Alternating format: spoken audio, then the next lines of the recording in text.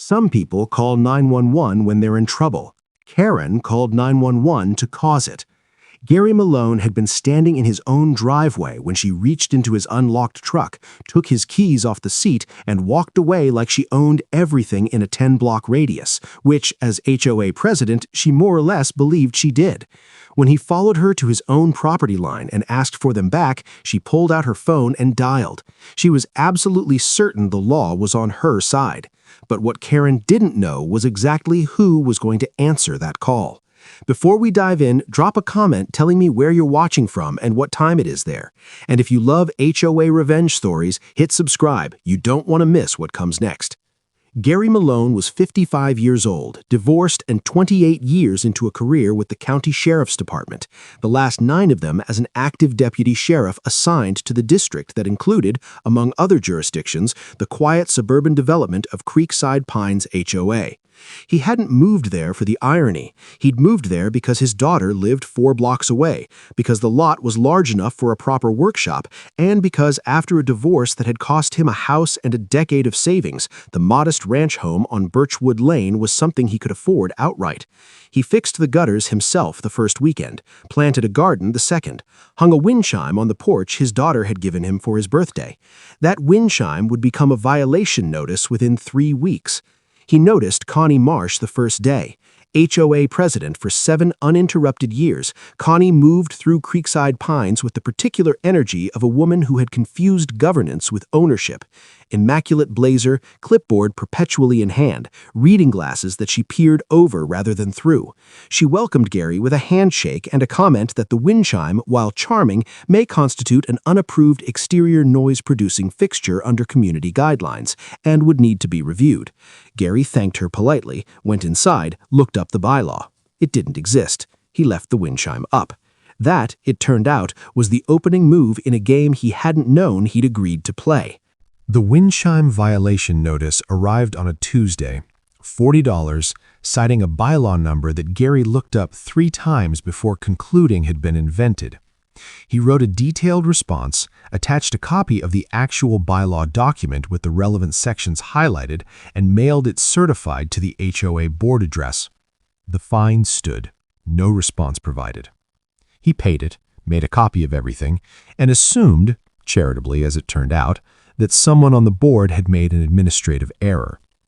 By week 6, the notices were arriving every 10 days with the reliability of a subscription he hadn't signed up for. A citation for his truck parked in his own driveway, deemed an aesthetic violation because it faced outward rather than inward toward the garage. A warning for his garden border stones, described as an unapproved hardscape installation. A fine for string lights on his back porch, visible from the common green area and therefore subject to exterior illumination guidelines. Each one signed personally by Connie Marsh. Each one targeting something Gary had chosen, built, or simply owned. What made it worse was that Gary knew procedure. He filed every response correctly, cited every relevant statute, followed every channel available to him. He requested a formal hearing, was told the board met quarterly and the next session was 9 weeks out. He submitted a written appeal, was told appeals required a supermajority of the board to advance and that the board's composition had not changed in 6 years. That was when his neighbor Margaret spoke up. Margaret Osei was 63, a retired paralegal who had lived in Creekside Pines for 11 years and had watched Connie Marsh run the same playbook on 4 separate homeowners before Gary. She came over one evening with a folder and a look on her face that said she'd been waiting for exactly this conversation. She laid out the pattern. Each targeted homeowner had been someone who had, in some small way, publicly disagreed with Connie at a community meeting or declined one of her requests. The fines were never about the bylaws, they were about compliance. Gary listened, thanked her, and filed it away in the same part of his mind where he filed case notes. Then came the morning that changed the temperature entirely. Gary returned from an early shift to find a notice taped to his front door. Not a fine this time, but a formal access demand. The HOA, the document stated, was exercising its right to inspect the exterior of all properties on Birchwood Lane for compliance assessment, and Gary's property had been scheduled that afternoon. no signature, no specific bylaw citation, no advance notice as required under Tennessee property law. He was at work when the inspection apparently took place. His neighbor 2 doors down, a retired electrician named Pete, called him that afternoon to report that Connie Marsh and one board member had been on Gary's property for nearly 40 minutes, including time spent on the back porch and alongside the garage. Pete had the whole thing on his driveway and the timestamps on his phone. Gary filed a formal trespassing complaint with the department, was told by his own supervisor, gently, carefully, that pursuing a complaint against an HOA president for a property access dispute would be complicated given Gary's professional relationship to the jurisdiction, advised to pursue it civilly. He understood the position, he didn't agree with it. Then came the afternoon of the car keys. Gary had been loading his truck for a weekend trip to visit his daughter. Toolbox in the bed, overnight bag on the seat, keys sitting on the center console with the door unlocked for 30 seconds while he went back inside for his phone charger. When he came back out, the keys were gone. Connie Marsh was walking back toward her own house 40 feet away, something in her hand, a particular satisfied angle to her shoulders.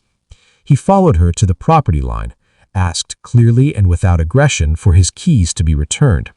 She told him the truck was a violation and that she was holding the keys until the board could schedule a compliance review. Then she called 911. Gary stood at his property line, hands in his jacket pockets, and waited. He knew exactly who was going to respond to that call. The responding deputy arrived in 4 minutes. Deputy Sheriff Marcus Webb had worked under Gary for 6 years, respected him completely, and had taken exactly one look at the call notes before understanding the situation with a clarity that made the drive over feel almost ceremonial.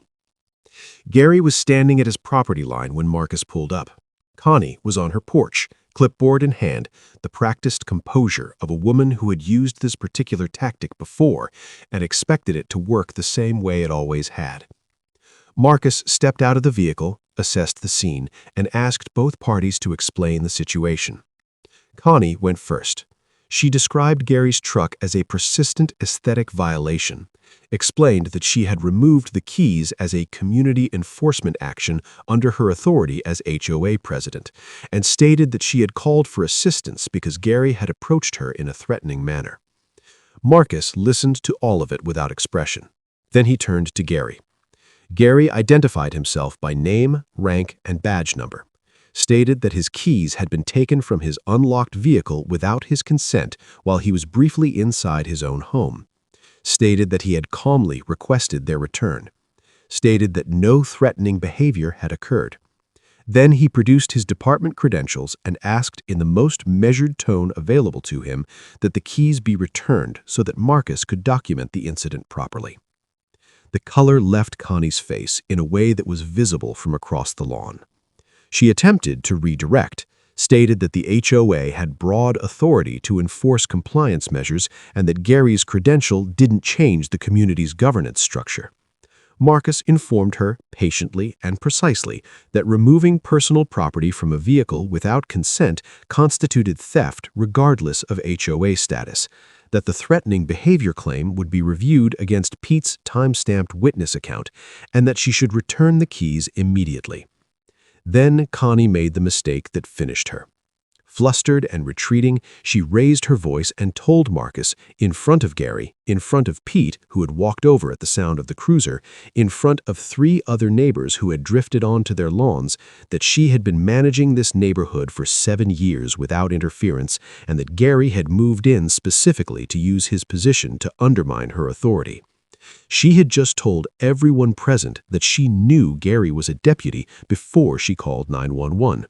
She had called law enforcement on a law enforcement officer, deliberately, hoping the responding unit wouldn't know him. Pete started laughing first. Marcus Webb documented everything. The incident report noted the removal of personal property from an unlocked vehicle, the false claim of threatening behavior, and, crucially, Connie's own statement confirming prior knowledge of Gary's professional identity. Margaret Osei submitted her 11-year documentation file to the County HOA Oversight Board the following morning. Pete's time-stamped photos of the unauthorized property inspection 2 weeks earlier were attached as a supplementary exhibit. The HOA's liability insurance carrier contacted the board within 10 days of the filing.